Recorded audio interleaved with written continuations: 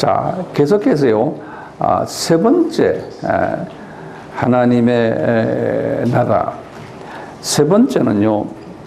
인류학적 차원의 하나님의 나라. 인류학적.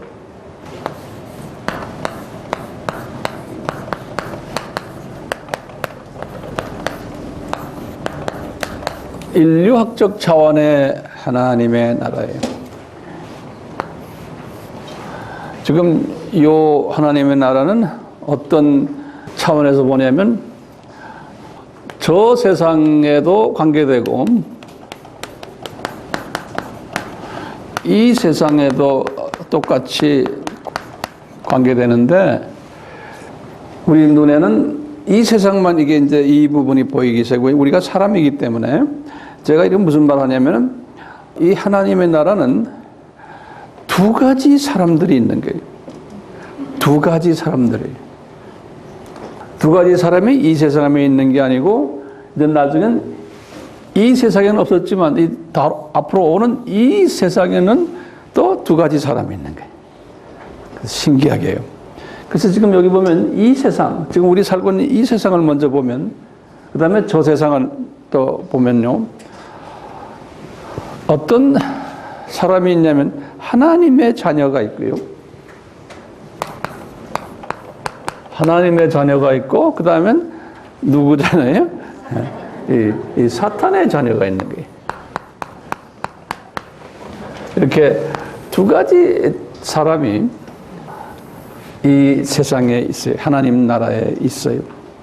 그런데요, 이걸 조금 더 세분해서 보면은 하나님 나라의 하나님의 자녀를 보면 하나님 자녀가 두 가지 하나님의 자녀가 있어요. 뭐냐면 유대인이 있어요. 그렇죠? 근데 유대인 중에서도 또 두 가지 유대인이 있어요.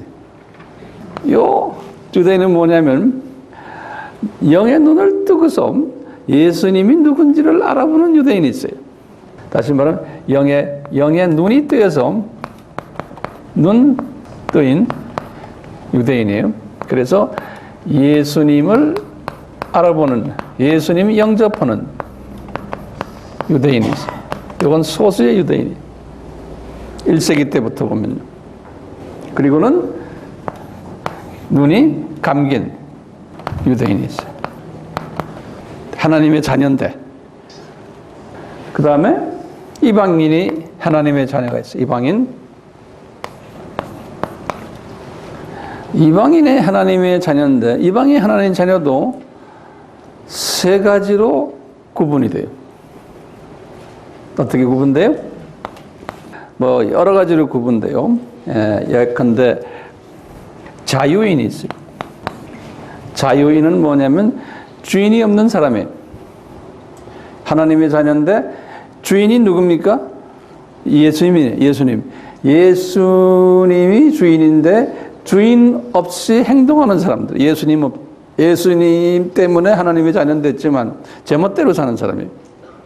자유인이. 이 사람들은 또 다른 말로 뭐라 그래요? 우리가 넘버원 믿음이라면 무슨 말인지 아죠? 넘버원 믿음 소유자예요. 이 사람들은 뭐예요? 교인은 교인인데 썬데이 크리스찬이에요. 썬데이 크리스찬들이 성경 공부도 안 하고 뭐 교회 생활도 안 하고 그냥 가끔 교회 다니면서 썬데이 크리스찬. 어떤 때는 크리스마스 때 잠깐 한 번씩 나오는데 생활 기록부에 보면 기독교라고 이름 써놨지만 이런 사람들이 전문가들에 의하면 60%에서 한 70%가 전 세계적으로 그래요. 하나님의 자녀들이 이렇게 있어요. 이런 사람들이요. 그리고는 이제 같은 하나님의 자녀인데 그 다음 한 단계 업그레이드 된 게 우리 6년종이 우리 신명기 15장 이야기 아시는 분은 아실 거예요. 예수님의 종으로서 있다가 6년 돼서 자유를 주니까 그냥 나가버린 사람들이 이제는 종이 아닙니다 하고 이런 사람들은 이제 두 번째 기독교인, 믿음의 소유자들. 이분들은 열심히 신앙생활해요. 그리고 성경 공부도 열심히 하고, 또 기도도 많이 하고, 또 능력도 받아서 병도 고치고, 뭐 예언하는 사람도 있고, 또 목회도 하는 사람도 있고, 뭐 여러 가지 하든 다 열심히 하는 사람이에요. 그런데 목적이 어디 있냐면 이 세상 복을 받기 위해서 열심히 하는 거예요. 그러니까 눈이 저 세상에 안 가 있고 이 세상에서 복을 받기 위해서 그것이 초점이 돼가지고 교회 생활하는 사람, 신앙생활하는 사람. 그런 사람들은 뭐라고 그래? 기복신앙이라고 그러죠? 네. 기복신앙 또는 번영신앙 그래요. 이런 사람들이 있어요. 또 자유인 썬데이 크리스천들은 성서에서는 이런 분들을 영적인 자녀지만 영적의 눈이 가렸다고 그래서 소경들이라고 그래요. 예, 눈이 가려버려요. 소경이. 하나님이 자녀는 자녀인데 영생은 가졌는데 눈이 감겨가지고 소경이라고 그래요. 그런데 번영신학을 하는 사람들은 소경에서 눈은 떴는데 이분들은 눈이 이 세상만 보는 사람들. 여기 무슨 시각이라고 그래요? 근시한. 네. 근시한 하나님의 자녀들이 또 있어요. 그리고 이제 세 번째는 이제 귀 뚫린 종들이 있어요. 그 사람들은 넘버 3 믿음을 가졌다고 그래서 제가 자주 이야기하면 히브리서 11장 크리스찬들. 이 사람들은 이 사람들은 뭐냐? 요 세상에 살지만 저 세상을, 저 윗세상을 바라보는 사람들이 이 세상에 살면서도. 그래서 히브리서 11장에서 그랬어요. 11장 13절에요. 히브리서 11장 13절에 뭐라고 그랬냐면 이 사람들은 이 세상을 보는 시각이 나는 이 세상의 나그네다라고 보는 시각이. 그러니까 이 세상은 잠깐 있다가 나는 이제 떠날 나그네다. 이 세상은 내 고향이 아니다라고 보는 거예요. 나는 지나가는 나그네다 라는 사상에. 그러면서 저 세상은 여기 이제 14절부터 16절에 그랬어요. 내 고향은 저 세상이다 라고 보는 사람이에요. 내 고향은 항상 신앙생활하면서 그 사상을 가지고 사는 사람들이에요. 그리고는 세 번째로 이제 6절에 그랬어요. 11장 6절에 내가 저 세상에 올라가면 상급이 주어진다. 그래서 저 세상은 이제 계층 사회로서 내가 여기서 어떻게 사는 것만큼에 따라서 나는 어떤 계층으로 나는 옮겨간다. 다시 말하면 이런 사고를 가진 사람은 나는 높은 계층에 분명히 있을 거다라고 믿는 사람들이. 요 사고를 가진 사람이 요 깃뚫린 종의 사고를 가진 사람들이. 그러니까 이분들은 시각이 뭐예요? 시각이 멀티 시각이에요. 이 원시 아니면서도 멀리만 보고 있지 않고 이분들은 이 근시안도 가지고 있어요. 근시도 가지고 있으면서 이 세상도 직시하면서 저 세상을 동시에 같이 보는 사람이에요. 그렇다고 저 세상만 올려다보고 이 세상에서 아무것도 안 하는 게 아니에요. 이게 두 번째 사람들이 하는 거 다 해요. 성경도 열심히 보고 전도도 열심히 하고 열심히 기도하고 뭐 다 해요. 근데 그거 하는 목적이 이 세상에서 잘 되기 위한 목적이 아닌 거예요. 저 세상을 향한 그 목적을 가지고 열심히 신앙생활 하는 사람들이. 예, 시각의 차이예요. 그러면서 직장 생활도 열심히 하고 사업도 열심히 하고 하지만 목적이 나는 언젠가는 이 세상을 나는 떠나는 사람이야. 이게 내 최종 종착역이 아니야. 라는 걸 항상 생각하면서 그렇지만 내 여기에서 예수님의 빛을 발해야지, 사람들 앞에서. 그렇지만 여기가 내 종착역이 아니야 하는 항상 나그네, 보따리를 싸고 있는 나그네의 심정으로 일하는 사람이에요. 이제 여기에 대해서 우리가 나중에 자세히 보겠지만요, 하나님의 자녀가 이렇게 크게 대분이 되는 거예요. 유대인, 영의 눈 감긴 유대인, 감기지 않은 유대인, 이방인 중에 자유인, 육년종, 깃들린 종, 이렇게 딱 구분이 되는 거예요. 성서를 보면요. 이게 하나님의 자녀들이에요. 그러니까 이 세상에 이 하나님의 자녀들이 있다는 거예요. 자, 그러면서요, 하나님의 자녀들을 부르는 이름들이 좀 있어요. 그 이름을 제가 불러드릴 테니까 좀 적으세요. 일반적으로 하나님의 자녀들을 뭐라 부르나? 거기에 대한 그 성경 구절을 먼저 드릴게요. 로마서 9장 21절에서 24절이에요. 로마서 9장 21절에서 24절. 그리고는 요한 1서 3장 10절이에요. 그 다음에 이제 이 하나님의 자녀들을 여러 가지로 표현해요. 긍휼의 그릇. 로마서 9장 23절에. 또는 귀히 쓸 그릇. 로마서 9장 21절에.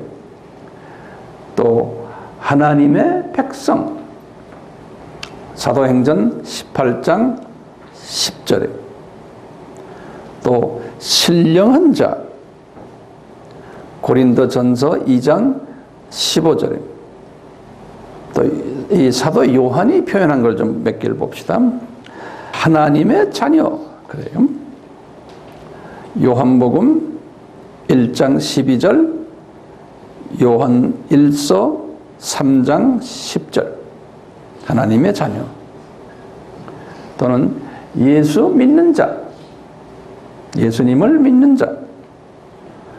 요한복음 3장 16절, 5장 24절. 또는 생명책에 이름이 기록된 자. 요한계시록 20장 12절. 이렇게 하나님의 자녀에 대한 이야기들이 성경에 많이 나와요. 동시에 이 사탄의 자녀에 관한 이야기도 많이 나와요. 이 사탄의 자녀에 관한 이야기는 성경에 많이 나오는데요. 우선 하나님의 자녀와 사탄의 자녀 있다는 여기도 요한 1서 3장 10절이. 여기도 요한 1서 3장 10절 대표적인 성경 구절을 하나 거기다 여기 보면 요한 1서 3장 10절에 보면 하나님의 자녀와 사탄의 자녀 두 개를 딱 구분돼서 나와요. 한번 성서를 한번 열어보세요. 요한 1서 3장 10절. 요한 1서 3장 10절. 거기 나와요. 그리고 아까 제가 말씀드린 우리 로마서 요한 1서 3장 10절 항상 거기다 형광마크를 해놓고 항상 기억하세요. 저도 그걸 기억하고 있어요. 사람들이 성경에 어디에 사탄의 자녀 있고 하나님의 자녀 있습니까? 누가 물어보는 사람들 많아요. 그러면 쫙 하고 열어야 돼요. 근데 글쎄 나 들었는데 이래 놓으면 이게 우리 주님한테 부끄러운 거예요. 요거 기억하면은 항상 하나님이 돈을 하루에 10만 원씩 준다 그러면 대리 외우실 거예요. 그런데 이 동기가 안 되니까 안 되고요. 그러니까 여러분들 중에서도요, 이거 탁 주면 막 외우는 사람이 있어요. 근데 한 번 듣고 말아버리는 사람이 있어요. 그런 사람은 천국에 가도 좀 낮은 계층 사람이고 볼 거 없어, 볼 거 없어. 네. 볼 거 없어요. 자, 우리 다시 한번 로마서 9장 좀 봐요. 이게 굉장히 중요한 장이기 때문에 로마서 9장은요. 이제 9장 우리 21절부터 봐요. 9장 21절부터 이제 4절까지 보시면 지금 제가 여기다 써놓은 거 여기에 대한 이야기가 나와요.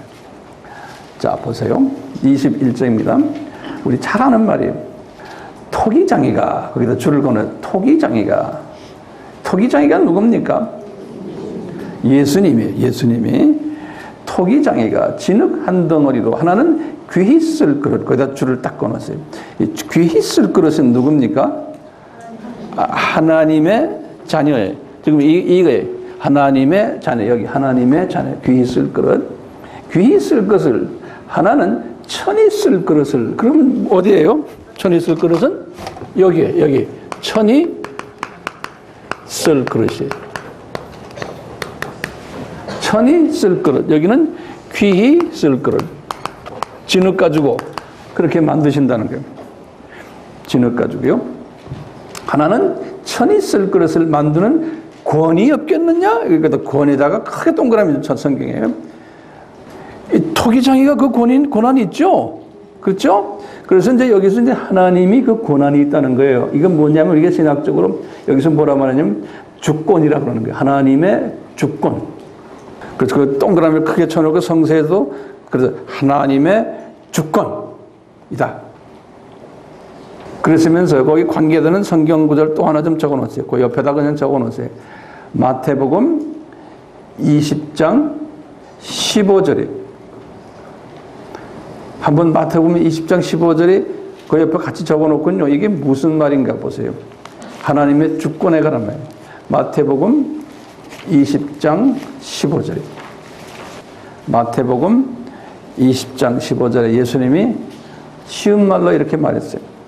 내 것을 가지고 내 뜻대로 할 것이 아니냐 그랬어요. 거기다 좀 줄 그어놓으세요. 그래서 예수님이 아주 우리의 이해를 돕기 위해서 아주 우리 스타일로 말했어요. 야, 내 거 가지고 내 마음대로 하는데 왜 말이 많아 그래? 예? 그러니까 내가 진흙을 가지고 귀 있을 그릇도 만들고 또 천엔 그릇도 만드는데 왜 말이 많아? 그거예요. 예? 그게 하나님의 주권인 거예요. 성경 구절 기억하세요. 하나님의 주권인 거예요. 이 피조물들이 그래서 덤벼들면 저는 가끔 이런 표현 써요. 이 개미가 이게 한 1000마리가 지나가는데 여기 지금 내 발 밑에 내가 선교지에 가면 항상 그 사역자들의 이런 말이에요. 개미가 이렇게 그 나라는 개미 많거든요. 예. 개미가 지나가는데 내가 이렇게 다니면서 걸어가다가 몇 놈을 죽였어. 내 발로. 예? 그랬더니 거기에 높은 놈 하나가 나한테 삿대질을 하면서 야, 넌 누군데 우리 형제들 다 죽이냐? 나한테 소리 지르는 거예요. 개미의 스피커로 나한테. 에? 그러면 내가 그래? 다 비벼버린 거예요. 그 동네. 제가 이 표현을 써요. 그래서 여러분들도 이 표현을 쓰세요. 거기다 좀 적어놓으세요. 개미 예화. 다 그 써놓으시라고. 예화까지도. 에? 개미 예화. 그러면은 어느 나라 가도 그 나라의 그 사역자들이 이 예화를 주면 좋아가지고 하면서 이해가 된대요. 예. 그래서요, 우리도 이렇게 해서 이해를 합시다. 이 하나님의 주권이. 예? 다시 로마서 돌아가 보세요. 로마서 보시면 이 권이 없느냐? 그 권이라는 게 하나님의 주권이 됐어요. 예. 그리고 보세요.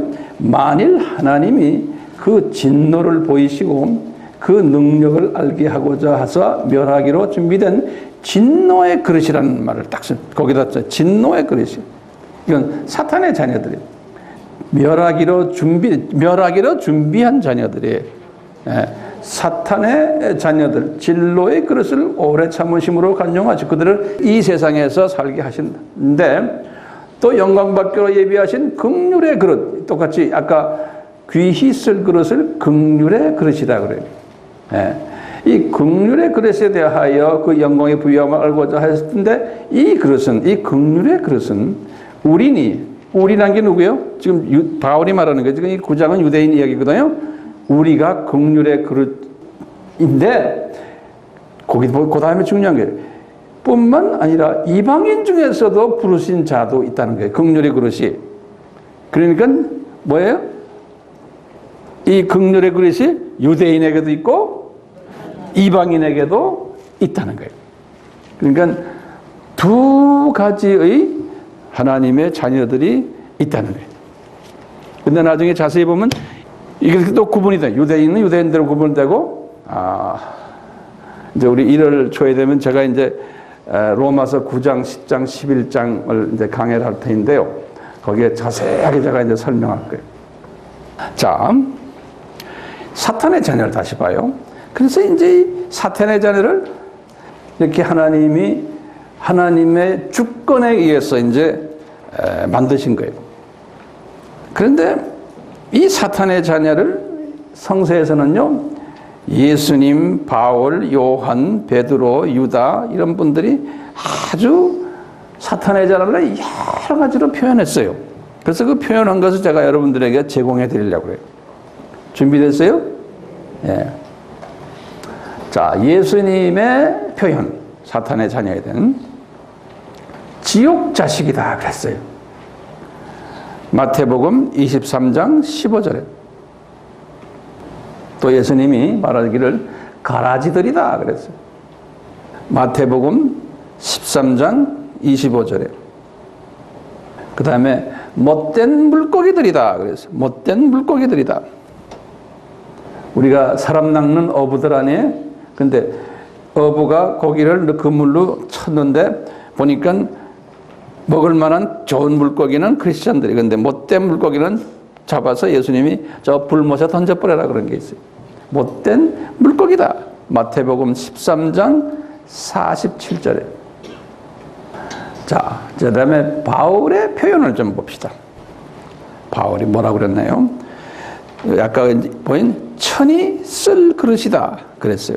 바울은 로마서 9장 21절에 똑같이 진노의 그릇이다 그랬어요. 로마서 9장 22절에. 그 다음에 이제 히브리서 4장 3절에는요, 안식에 들어가지 못하는 자다 그랬어요. 안식에 들어가지 못하는 자들이다. 그 다음에요, 예수님의 구원의 은혜를 받지 못한 자들이다. 예수님의 구원의 은혜를 받지 못한 자들이다. 이제 바울의 표현이 로마서 3장 24절, 에베소서 2장 5절에서 8절이. 자, 요한의 표현을 좀 봐. 요한의 표현. 요한은 이분들을요, 세상에 속한 자라고 그랬어요. 이 세상에 속한 자들. 요한복음 15장 19절에. 그리고 요한은 죽음의 책에 이름이 기록된 자. 죽음의 책에 이름이 기록된 자. 요한계시록 20장 12절이에요. 그리고 요한은 또 말하기를 불못에 던짐 받는 자들, 불못에 던짐 받는 자들. 요한계시록 20장 10절, 14절, 또 21장 8절에. 요한계시록 21장 8절에. 이렇게 이제 요한이 표현했어요. 그런데요, 이 베드로 선생님은 그래도 이 지금 예수님도 바울도 요한도 아주 점잖은 표현을 했는데요, 베드로 선생님은 성격 그대로에 그냥 그대로 표현했어요. 이분들에 대해서 아주 좀 듣기가 민망할 표현들을 했어요. 한번 들어보세요. 이분은 성격 그대로예요.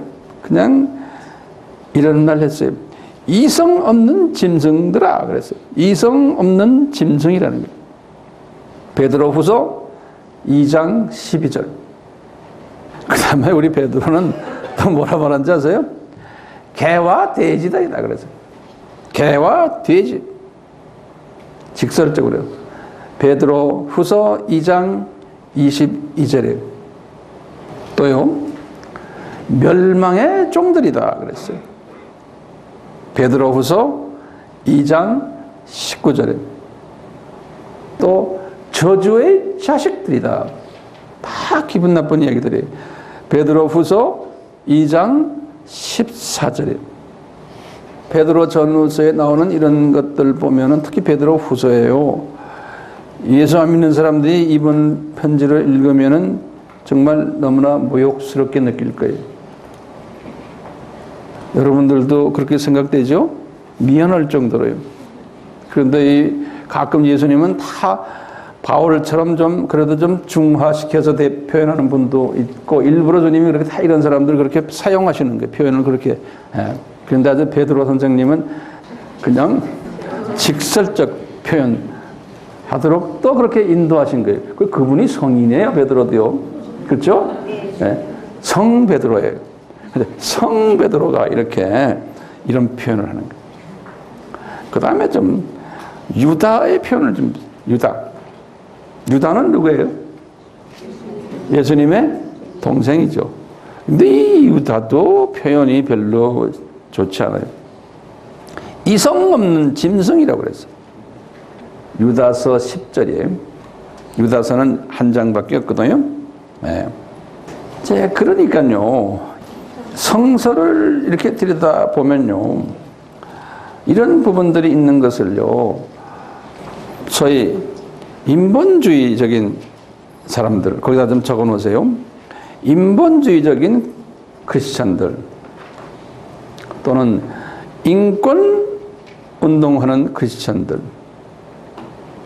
또는 이성주의를 따르는 크리스찬들, 이 박애주의를 따르는 크리스찬들 또는 만인구원론을 주장하는 크리스찬들, 거기에다가 종교 다원주의를 주장하는 크리스찬들의 입장에서는 이것은 잘못됐다라고 보는 거예요. 이 표현들은.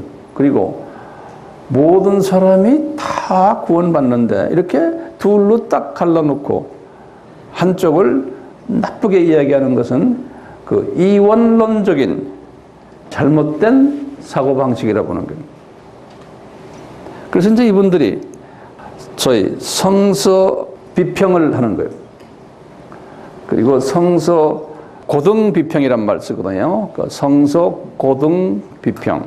그래서 biblical high criticism 이런 영어로 이렇게 말해. biblical high criticism.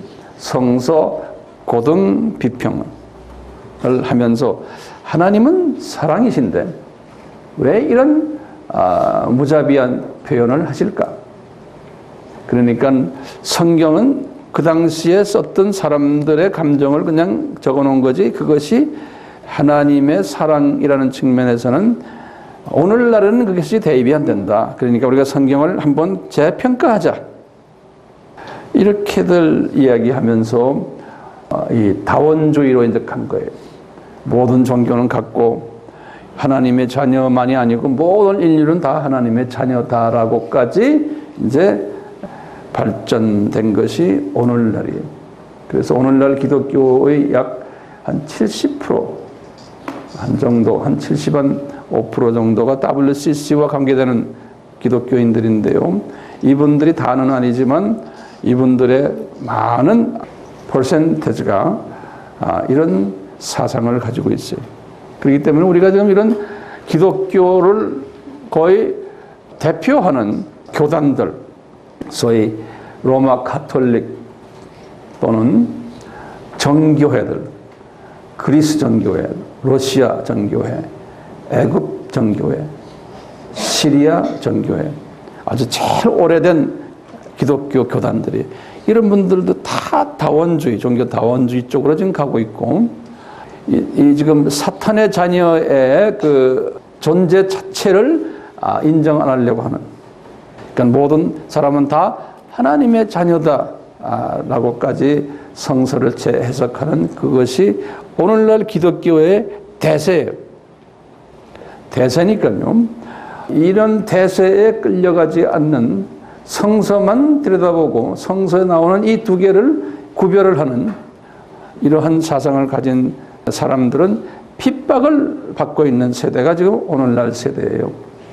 저도 그렇고 여러분들도 마찬가지고 이런 말씀을 하면 어떤 분들은 뭐 여기 앉아 있는 분들은 아니고 이제 웹에 들어가서 유튜브나 들어가서 황 목사님 이런 말 하는 거 보면 그 사람 아주 째째한 사람이야. 아주 편협한 사람이고 지금 이 세대가 어느 세대인데 그런 편협한 소위 이분법이라고 그래요. 이분법 둘로 갈라놓는 이 이원론적인 이분법적인 사고를 가지고 있는가? 저 사람 참 답답하다. 에이, 그리고 딱 꺼버릴 거예요. 그러면 안 돼요. 네. 그런데 그런 사람들 분명히 많을 거예요. 그런데 주님께서는 또 그런 분들은 우리 유튜브에 못 들어오게 막으세요. 자, 계속해서 좀 보세요. 그런데요, 신기하게 이 세상에 이 두 그룹의 사람들이 있는데 하나님의 자녀 그룹이 거기다 좀 적으실래? 숫자가 적어요.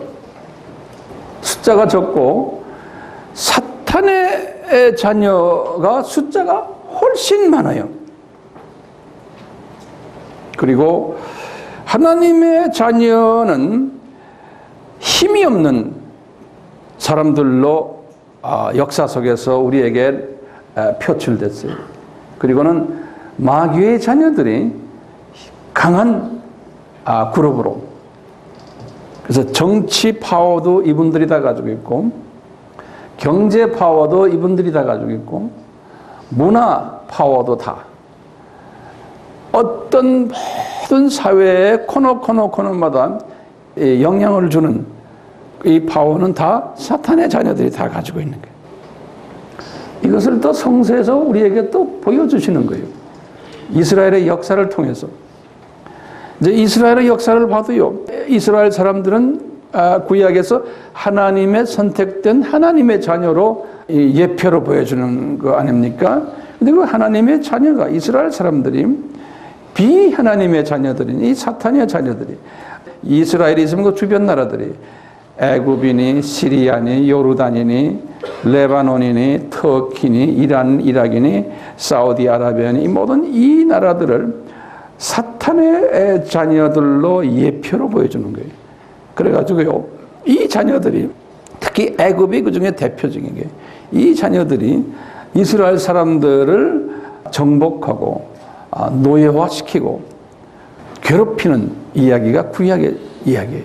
그래서 애굽만이 아니고 이제 한참 있다가 그 안에 팔레스타인 족속들이 계속 괴롭히는 것, 그러다가 이제 아수르 제국이 이분들을 또 괴롭혀서 노예화시키는 일들, 그래서 사마리아가 나오듯이, 또는 바벨론 제국에 또 노예가 돼서 70년 동안 괴롭힘 당하고, 또 페르시아 제국, 그 다음에 그리스 제국, 로마 제국까지 계속해서 하다가 로마 제국에 의해서 이 하나님의 자녀들이 치후 70년에 완전히 나라가 없어지는 일까지, 이 구약의 이 이스라엘을 통해 가지고 우리 크리스찬들이 앞으로 받을 모습을 보여주는 거예요. 그래서 이제 크리스찬들이 이제 똑같이 신약에 들어와서 그때부터 12 제자들 바울, 바나바, 디모데 할 것 없이 다 이 사탄의 세력에 의해서 콩밥을 먹는 이야기가 성서 이야기예요. 그리고는 1세기부터 시작해서, 그 후부터 시작해서 313년 기독교가 공인되는 로마 제국의 컨스탄틴 1세기에서 그때까지 카타콤 크리스찬들의 모습, 그냥 계속해서 콩밥을 먹는 이 메이저 그룹한테 어려움을 당하는, 핍박당하는, 이게 하나님의 자녀의 모습이고, 그 후부터 하나님의 자녀들이 로마가 이제 로마 카톨릭이 나오면서 이것을 세력화하면서 하나님의 자녀 안에도 또, 그래서 이제 하나님의 자녀들이 로마 카톨릭도 나오고 정교회도 나오고 하는데, 그 하나님의 자녀 안에서 또 이 세 그룹으로 갈라지는 모습을 또 보는 거예요. 그러니까 하나님의 자녀 안에서도 가장 하나님의 사랑을 받는 사람들은 또 솟은 거예요. 로마 카톨릭 안에도. 그러다가 그것이 하도 심하니까 종교 개혁을 해서, 종교 개혁을 해가지고 성공회, 루터교, 장로교, 개혁교 쭉 나오면서 이 사람들도 보니까 처음에는 그게 아니다고 했는데, 이 사람들도 교단을 만들면서 보니까 또 그 안에 요 세 부리가 또 나오는데, 그 안에 보니까 적당히 믿는 사람이 제일 많고 중간대기가 가고 아주 열심히 믿는 사람은 또 솟은데, 근데 신기한 게 성서에서는 그랬어요. 요 기둘린 종들은 누구한테 핍박을 받냐면 요 첫 번째하고 두 번째 크리스찬들에게서 핍박받는 거예요. 이 사람들은 주로 바깥 바깥 이 그룹보다는 자체 내에서 핍박을 받는다고 그랬어요. 신기하지 않아요? 제 말 알아들으시죠? 여러분들 그 경험하실 거예요. 예. 하나님의 자녀들은 소수고 사탄의 자녀는 다수다. 그래서 거기다 좀 적으세요. 전 세계 10대 종교를 보세요. 예전에도 제가 한번 드렸지만 간단하게 보시면 10대 종교의 가장 큰 교단이, 큰 종교가 기독교예요. 위키피디아니 이런 데 들어가면 다 나와요. 거기 있는 걸 제가 또 이렇게 한번 뵙겠어요. 세계 인구의 33%가 지금 기독교예요. 기독교라는 것은 모든 교단, 로마 가톨릭부터 시작해서 다 합한 하나님의 자녀가 전 세계 인구 지금 70억 중에서 23억이에요. 예. 그러니까 30%를 왔다 갔다 해요. 전 세계 인구 중에서 역사 2000년 역사 중에서 기독교가 23%를 넘어간 일이 없어요. 그것만 봐도 우리가 뭐예요? 사탄의 자녀가 훨씬 많다는 거예요. 네. 그리고 이제 두 번째 이슬람 종교, 그 다음에 무종교, 힌두교, 이슬람이 요새 와서는 지금 한 20% 가까이 돼요. 요새 와서 이제 무종교, 힌두교, 불교 순서대로요. 원시 종교, 중국 전통 종교는 유교, 도교 뭐 이런 것들이에요. 그 다음에 신도교는 8번째가 일본 사람들 종교고, 시크교 9번째는 그 터반을 쓰고 다니는 인도 계통 사람들. 그 다음에 10번째를 주체사상이라고 그랬어요. 주체사상은 저 웃동네 분들이.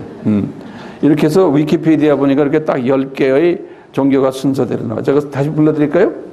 기독교, 이슬람, 무종교, 힌두교, 불교, 그 다음에 원시 종교, 중국 전통 종교, 신도교, 시크교, 주체사상, 요 10가지. 그런데요, 몇 개 좀 더 적으세요. 이 기독교가 세계 인구의 몇 프로라고 그랬어요? 33%, 23억이에요. 세계 인구에. 기독교 안에 5개의 큰 종파가 있어요. 그거 좀 적어 놓으세요. 기독교 안에. 첫째 종파가 로마 가톨릭이에요. 로마 가톨릭이 기독교 인구의 52%를 차지해요. 그러니까 기독교의 그 절반이 로마 가톨릭을 생각하시면 돼요. 52%예요.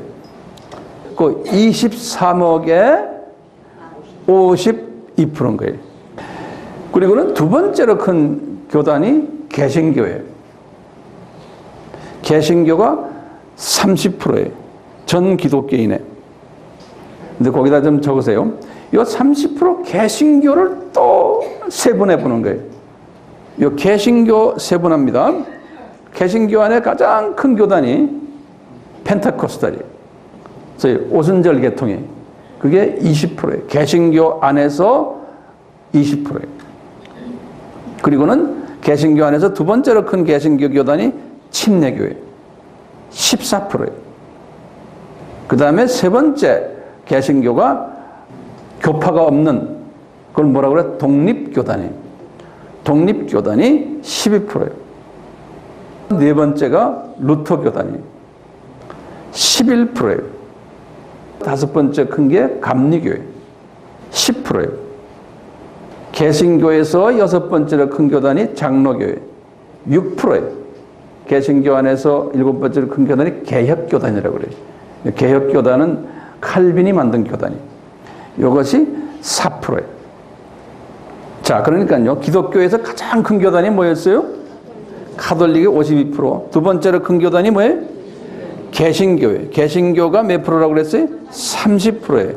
그 다음에 세 번째로 큰 기독교 교단이 동방정교회예요. 이게 뭐냐면 그리스 정교회, 러시아 정교회, 또 불가리아, 헝가리아, 그 동구 쪽에 있는 정교회들이 여기 10%라고 돼 있어요. 10%. 네 번째로 큰 기독교 교단이 동양 정교회라고 그래요. 영어로는 Oriental Orthodox Church. 이 동방 정교회는 뭐냐면 애굽 정교회, 에티오피아 정교회, 시리아 정교회, 동방 정교회가 구별이 돼요. 신학적으로도 구별이 돼요. 그래서 여기 한 3.5%라고 해요. 마지막으로 또 큰 5번째 교단이 성공회예요. 이것은 영국 여왕이 교단장이에요. 영국 여왕이. 여기 약 한 3.5% 돼요. 한 8,200만 명 정도, 8천만 정도. 예. 이렇게 해가지고 여기 보면 하나님의 자녀가 사탄의 자녀보다 훨씬 적다는 이야기를 제가 드렸고요. 또 하나님의 자녀 안에도 보면은 지금 어느 교단이 제일 커요? 로마 가톨릭이 제일 크고, 로마 가톨릭이 실어서 나온 그 개신교가 있는데, 개신교가 두 번째로 30%인데 기독교인 중에서 그 안에 또 주르륵 또 갈라지는데, 개신교 중에 지금 가장 큰 개신교단이 Assemblies of God 또는 Pentecostal 그러는 거예요. 예, 다시 말하면 한국말로 뭐죠? 순복음이 아니에요. 오순절 계통이에요. 그러니까 오순절도 여러 오순절파들이 있어요. 우리나라의 순복음은 Assemblies of God이라고 그 중에 한 교단이에요. 예. 오순절 안에도 Church of God이라는 것도 있고 Church of God 클리블랜드 그건 더 커요. 예. 그런 교단이 있고, 그 다음에 또 여러분들이 이름 모르는 교단 하나 있어요. 그 다음에 이제 Assemblies of God이라고 해서 지금 우리나라의 여의도 그룹들이 있어요. 예. 하여튼 오순절이 전 세계에서 가장 크게 지금 됐다는. 그 다음 두 번째 큰 개신교가 침례교예요. 우리 대한민국은 장로교가 엄청나게 큰데, 장로교는 몇 번째예요? 전 세계에서 개신교 중에서 6번째. 전 세계의 개신교의 6%밖에 안 돼요, 장로교는. 근데 우리나라 장로교는 어떤 분들은 장로교 아니면은 기독교인이 아니야? 또 이렇게 생각하는 사람도 있고, 장로교에서 만들어놓은 무슨 교단 교리가 있어요. 자기네하고 다르면 다 이단이라고 그래요. 그러면 생각해 보세요. 6%밖에 안 되는 조그마한 장로교 사람들이 어떻게 나머지 개신교 나머지 사람들을 이단이라고 그러면, 이게 웃기는 일 아니에요? 그러니까 저쪽에 바깥의 사람들은 그걸 보면 웃어요. 그러니까 여러분들은 그러면 안 돼요. 그래서 내가 이 전체 그림을 보여주는 거예요. 눈을 좀 크게 뜨시라고. 자, 보세요. 하나님 나라에서 제가 지금 무슨 이야기하는 거예요? 인류학적 측면에서의 하나님의 나라를 잠깐 소개해 줬어요. 이제 하나님 나라의 네 번째, 마지막 그 차원은 통치적, 지배적 차원의 하나님의 나라예요. 통치적,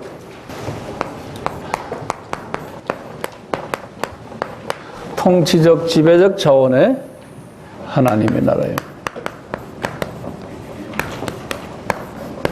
자, 이 말씀은 뭐냐면요. 하나님의 나라의 통치자는 예수님이라는 그 차원에서 이렇게 지금 말씀을 드립니다. 계속해서 제가 말할 테니까 천천히 그 성경 구절들 제가 말하는 걸 적으세요. 마태복음 28장 18절에 아까 우리 잠깐 봤지만 성부께서 성자 예수님께 하늘과 땅의 모든 권세를 일임하셨어요. 마태복음 28장 18절에서 그것을 예수님이 직접 말씀하세요. 제3자가 이야기하는 게 아니고. 그러니까 틀림없는 말씀이죠. 그러니까 이제 이걸 기초로 해서 바울도 이렇게 성령님의 그 지시를 받았어요. 예수님은 하나님 나라에서, 이 하나님 나라라는 건 뭐죠? 저 세상과 이 세상이에요. 그래서 만왕의 왕이시다 그러는 거. 그럼 이 세상에 이제 왕들이 많은데요. 이제 여러분들도 주님의 은혜로 왕들이 될 가능성이 많잖아요. 네. 아멘. 요 앞에서만 아멘 하네요. 이제 이 우주를 다스릴 텐데, 우주에 엄청난 별들이 많고 나라가 많을 그 중에 최고 왕 중의 왕이라는 거예요. 그 개념만이 아니고 또 지금 이 세상에도 큰 나라가 많고 왕들이 많잖아요. 이 세상의 모든 지도자들, 이 세상의 모든 그런 사람들을 지배하는 분이 예수님이라는 거예요. 뭐 소련의 푸틴, 미국의 오바마, 뭐 어느 나라의 누구 무슨 왕, 뭐 바티칸의 뭐 그 누구 뭐 좋은 사람 나쁜 다 그분들을 지배하는 분이 예수님이라는 통치자. 그래서 이제 요한도 똑같이 계시록 19장 16절에 요한은 그랬어요. 만유의 주라는 거예요. 그러니까 개미부터 개구리부터 고구마, 감자, 이 무슨 추리, 모든 만유의 주인이시라는 거예요. 기가 막히죠? 그러니까 이런 거를 묵상을 많이 하시면 좋죠. 묵상을 이렇게 예수님 묵상하는 게 이런 묵상을 하는 거예요. 그냥 전 세계를 이렇게 지구본을 생각하시면서 아프리카를 지배하고 계신 분이 예수님이시군요. 아프리카의 왕들도 거기에 있는 모든 백성들, 아프리카에서 지금 에이즈 걸려서 고생하는 사람들까지도 예수님의 장중에 있군요. 유럽의 모든 부자들, 유럽에 있는 못된 사람들, 한국, 북한, 김정은 그 친구도 다 예수님의 장중에 있군요. 우리가 이 장중, 이 사상을 가지고 있는 사람은 평강이 있어요. 이 사상을 가진 사람은 뭐 예를 들어서 우리나라의 박근혜 대통령 어떻고 또 진보에서 뭐라 떠들고 그게 그냥 떠드는구나. 그냥 이렇게 지나가는 떠드는 소리로 들리죠. 거기에 눈이 빠져가지고 우리 기독교인 중에서도요. 아무개 죽일 놈 어쩌고 저쩌고 대표기도 나와서도 그런 놈들 그렇지 않게 해주세요. 그런 분들 많죠. 우리나라를 불쌍히 여기 다 좋은 소리인데 그 큰 그림으로 예수님의 어떤 계획 속에서 그분의 장중에서 움직이는구나. 이것을 인정을 하면요. 우리 예수님이 엄청나게 기뻐하세요.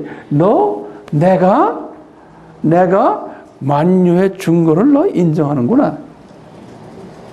이 인정을 하는 이런 상태가 성령 충만한 상태예요. 우리는 성령 충만하면 할렐루야 아멘 막 이러면 성령 충만한 줄 알아. 그것도 성령 충만 중에 하나지. 그거는 유치원 성령 충만이요.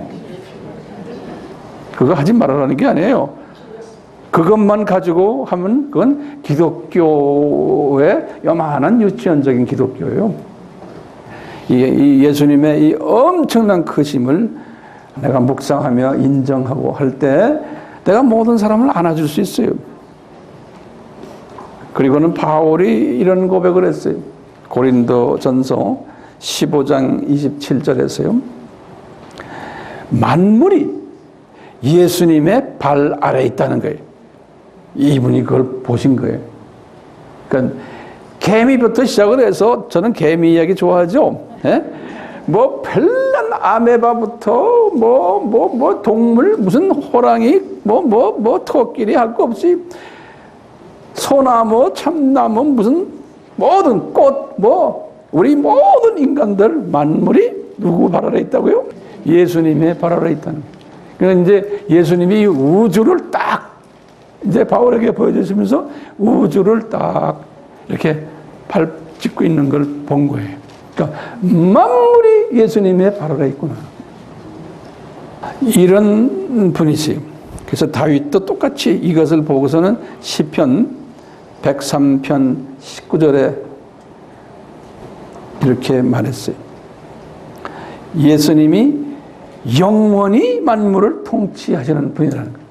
잠깐이 아니고 영원히요. 그러니까 이 세상만이 아니고 저 세상에서도 계속 만물을 통치하실 분이라는 거예요. 예수님이.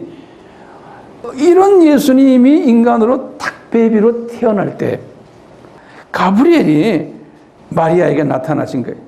그래서 마리아야, 너 이 만물을 영원히 통치할 분이 네 몸에서 나오신단다 그랬어요. 이거 기가 막힌 이야기죠? 누가복음 1장 33절에. 그러니까요, 요거 잊지 마세요. 만물을 통치하세요, 예수님이. 그러니까 사탄은 어떻게 돼요? 사탄은 예수님의 통치 바깥에 있어요? 통치 안에 있어요? 사탄도 예수님의 통치 안에 있는 거예요. 욥에게 분명히 가르쳐줬어요. 욥기 1장 11절에서 12절, 또 욥기 2장 6절에 욥을 공격을 하려고 사탄이 와서 예수님의 허가를 받는 장면이 나와요. 그뿐입니까? 사탄이 이스라엘을 공격을 하기 위해서도 꼭 예수님께 여쭙어요. 역대상 21장 1절에서 2절에 이 사울에게 악신이 들어가는, 악신이라는 건 사탄의 신이죠. 사울에게 악신이 들어가도록 한 것도 예수님이 허락하신 거예요. 그러니까 너 들어가지 마, 그럼 사울에게 못 들어가요. 예수님이 들어가라 하신 거예요. 사무엘상 16장 14절에 바로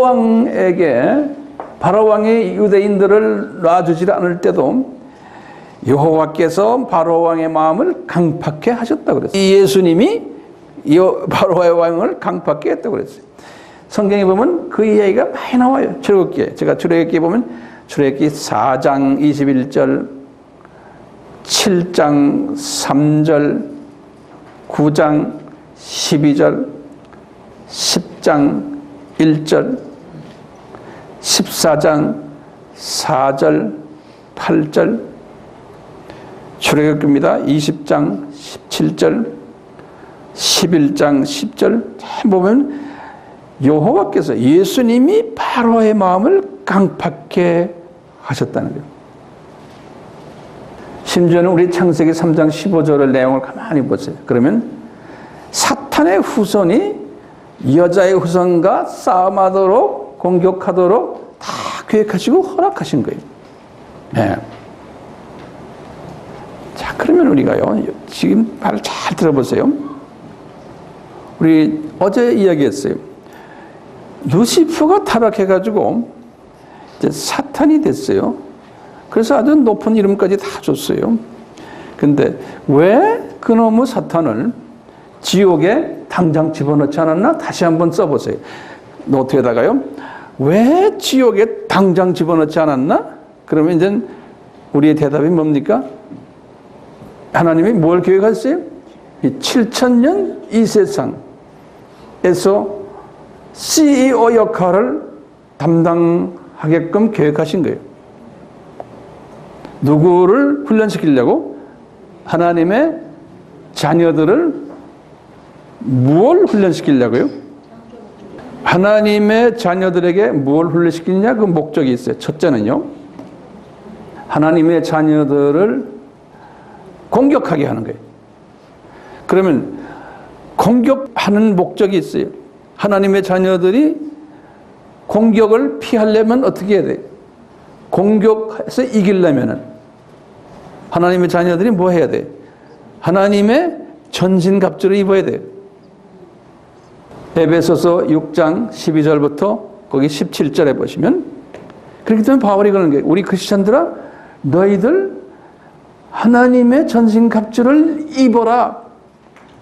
그거 안 입으면 저 사탄의 세력들이 너를 공격한다. 우리가 그걸 입도록 하기 위해서 하나님께서 이 세상에 지금 살면서, 그러면 전신갑주가 뭡니까? 기독론이 들어있죠. 선결론이 들어있죠. 구원론이 들어있죠. 그 안에 또 말씀론이 들어있죠. 성령론 들어있죠. 기독교의 기본 교리가 전신갑주에 다 있는 거예요. 그러니까 우리가 이 하나님의 말씀을 공부를 하면은 이 사탄이 우리 주위에 가까이 오지도 못하는 거예요. 다시 말하면 그놈을 허락하지 않으면은 우리가 이것을 입질 않아요. 그러니까 전신갑주를 입도록 하기 위해서 주님께서는 사탄을 허락해 놓은 거예요. 그래서 전신갑주를 입으면은 그 다음에는 자동적으로 영안이 떠가면서요, 창조의 목적이 뭔지를 깨닫게 돼요. 이 전신갑주를 입으면, 이 창조의 목적이 뭔지를 깨닫게 되는데요. 이 전신갑주를 입어야 되는 하나님의 백성들이 세 가지로 구분이 되는 거예요. 전신갑주를 전혀 안 입은 그룹이 넘버1 그룹들이, 적당히 할렐루야 입은 그룹들이 넘버2 그룹들이, 넘버3 그룹이 제대로 단단하게 입은 그룹들이에요. 그러니까 이분들이 영원히 떠지는 거예요. 그러면서 히브리서 11장에 그 믿음이 보이는 거예요. 저 세상이 보이는 거예요. 이 세상도 보이고 저 세상도 보이는 시각이 떠지는 거예요. 이 전신갑주를 입으니까 여러분들이 이 세미나에 참석하는 이유가 뭐죠? 전신갑주를 입으려고 그러는 거예요. 그 과정들 아닙니까? 이 전신갑주를 계속 입으면, 더 단단하게 입으면 사탄의 세력들이 내 가까이 오지도 못하는 거예요. 무서웠어요. 입만 열면은 우리가 말씀에 검이 나가니까 꼼짝 못하는 거예요. 사탄의 세력. 그러니까 이 사탄은요, 전신갑주를 입은 사람들에게는 힘없는, 이빨 없는 사자예요. 이빨 없는 사자. 모습만 있지. 그렇죠? 그래서 베드로전서 5장 8절에 그랬어요. 우는 사자와 같이 삼키차를 이놈들이 찾는다는 거예요. 그런데 너희들 전신갑주 한번 입고만 있어도 이놈들은 도망간다는 거예요. 그래서 마가복음 16장 17절에 그랬어요. 이놈들 도망간다는 거예요. 너만 보면. 그러니까 이 사탄은 왜 허락했어요? 나나 여러분들을 위해서 허락한 거예요. 그러니까 고마운 존재요. 더 창조의 목적 예수님을 더 가까이 깨닫고 그분의 뜻을 깨닫기 위해서 왜 7,000년을 허락했는가? 이 목적을 깨닫게 하기 위해서 우리에게 허락한 하나님의 선물이요. 하나님의 선물을 고맙게 생각하세요. 예? 그러니까요, 이사야가 이것을 깨달았어요. 이사야서 45장 7절을 딱 보시면 이사야가 뭘 깨달았냐면, 한번 열어보실래요? 하나님이 이사야서 45장 7절에, 이사야도 이사야 시대에 700년 때 안에 그때 아수르가 그 나라를 괴롭힐 때예요. 그리고 하나님의 자녀들 중에서도 대부분이 우상을 섬기고 이사야처럼 넘버3의 믿음을 가진 기독교인들이, 하나님의 자녀들이 많지 않았을 때예요. 그때 이사야에게 그런 거예요. 이사야야, 어둠도 내가 창조했단다 그러시는 거예요. 거기 나와요, 성경에? 예? 이사야, 그 못된 놈들도 다 내가 창조했단다. 너희들 훈련시키느라고. 그 다음에 똑같이 이사야서요 54장 16절을 보세요. 이사야서 54장 16절에 이사야에게 그런 거예요. 파괴자들, 너희들 파괴하는 파괴자들도 내가 창조했단다 그런 거예요. 그러니까 이 사탄의 세력도 내가 창조했단다 그러시는 거예요. 계속해서 이사야에게 그러는 거예요. 이사야서 45장 18절에 보면, 이사야서 45장 18절에 보면 내가 이런 놈들을 창조할 때 목적이 꼭 있단다 그러는 거예요. 그냥 막연히 창조한 게 아니란다 그러는 거예요. 이 목적이 뭘까요? 지금 우리가 봤죠. 하나님의 자녀와 사탄의 자녀가 있는데, 이 사탄의 자녀들이 이렇게 숫자를 많게 해가지고 사탄의 명령에 의해서 누구를 훈련시키는 거예요? 하나님의 자녀들을 이 세상에서 훈련시키기 위해서 그런 거예요. 그러니까 이놈들이 더 파워가 더 세고 돈도 더 많고 권력도 더 많고 명예도 더 많고, 이 세상이 자기 세상이에요. 이 세상이 사탄 놈들이 자기 똘마니들하고 노는 세상이에요. 거기에다 우리를 집어 던져가지고 뭘 훈련시키려고요? 창조 목적을 훈련시키기 위해서. 이것을 시키기 위해서 우리가 지금 훈련받는 게 지금, 그것도 7,000년 우리 훈련받는 게 아니잖아요. 고작하여 오래 사는 사람들 90년, 100년 그렇게 안 살다가 가는 사람도 있잖아요. 그렇기 때문에 우리가 이제 질문이 해결되는 게 하나 있어요. 왜 사탄을, 그놈이 그렇게 타락했을 때 당장 지옥에 집어넣지 않았나? 여기에 대한 답이 나왔어요? 이건 하나님의 사랑 때문이구나. 나를 창조 목적 훈련시켜 주기 위해서 이놈들을 CEO를 만들어가지고 그 밑에 부사장, 전무, 이사들을 만들어서 이놈들이 우리를 훈련시키려고 그랬구나. 그러니까 그 기간을 7,000년 잡은 거, 시간 세계로 잡고 이 세상이에요. 그래서 이제 다 하나님이 훈련 다 시키고 하나님의 자녀들 다 이렇게 준비된, 예정된 하나님의 자녀들이에요. 하나님이 이 훈련 시켜서 어떤 사람들은 1번 믿음의 훈련, 어떤 사람은 2번 믿음의 훈련, 어떤 사람은 3번 믿음의 훈련 시켜서 이제 다 됐다 할 때 7,000년이 끝나면서 이제는 심판으로 가잖아요. 자, 그런데 또 질문이 하나 있는 거예요. 왜 하나님이, 사랑의 하나님이신데 저 심판 때 그렇게 수고를 많이 한 사탄과 그 똘마니들을 구원시키지 않냐 이게. 네? 얼마나 수고했어요 얘들? 우리 하나님의 자녀들을 이 훈련시키느라고 얘들 얼마나 고생했어요. 그런데 왜 이놈들은 지옥에 보내버리고 왜 얘들은 낙원으로 안 보내셨나? 왜 그렇게 계획하셨나? 이제 앞으로 일어날 일이죠. 왜 이런 계획을 하셨나? 그러면 뭐라고 대답해요? 예? 그러면 우리가 이것은 아까 그랬죠? 마태복음 20장 15절에 내 거 가지고 내 마음대로 하는데 왜 말이 많아? 이렇게 우리가 하나님의 대답을 우리가 거꾸로 대답을 만드는 거예요. 예?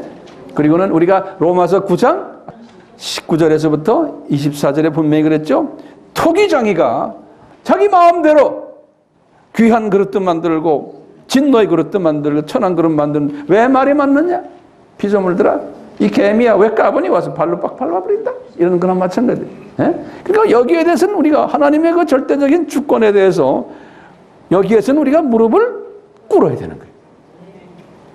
꿇으실래요? 예. 꿇지 않는 사람들 많아요. 교회 나오는 사람들도 하나님의 자녀인데도 넘버1 수준의 자녀들, 어떤 사람 넘버2 수준의 하나님의 자녀들도 많아요. 주님께서는 가만 놔두는 거예요. 근데 너무 까불면 어떻게 돼요? 다원주의 쪽으로 가버리거든요. 너무 까불면. 그러면 뱉어버리세요. 그런 얘기는 우리가 내일 또 제가 계속할 거예요. 이해가 됩니까? 네? 네. 제가 이 네 차원으로 이야기했죠. 처음에 무슨 차원이었죠? 공간적. 그 다음에 두 번째는 시간적 차원. 그 다음에 인류학적 차원. 그 다음에 여기는 통치적 차원. 하나님 나라를 우리가 섭렵해 봤어요. 자, 제가 이제 주님께 간단히 기도드리겠어요. 이곳에 계신 우리 예수님은 하늘과 땅의 모든 권세를 아버지께서 전수받으신 특별하신 창조주 되십니다. 만왕의 왕이 되시고 만유의 주가 되시고 만물이 예수님의 팔 아래 있고 영원히 만물을 통치하시는 예수님. 우리의 상식으로는 도저히 이해가 안 되는 부분이 많지만 우리가 지금 이 세미나를 통해서 그 예수님의 마음을 조금이라도 이해할 수 있는, 소화할 수 있는 그런 지혜자가 되기를 간구하면서 그 은혜를 우리에게 베풀어 주시기를 바랍니다. 우리가 배워서 깨달아서 우리가 예수님을 더 사랑하고 지금 이 세대에 이 예수님을 향해서 내가 할 일이 뭔지도 깨닫게 만들어 주셔서 정말 많은 하나님의 자녀들이 있지만 그 중에도 주님께서 보시기에 눈동자와 같이 이뻐하시고 사랑하는 그러한 우리가 다 되기를 소원합니다. 그런 사람이 된 후에 이제는 예수님의 마음을 만방에 나눠주는 그러한 복된 자로 삼아 주시옵소서. 예수님의 이름으로 기도드리옵나이다. 아멘.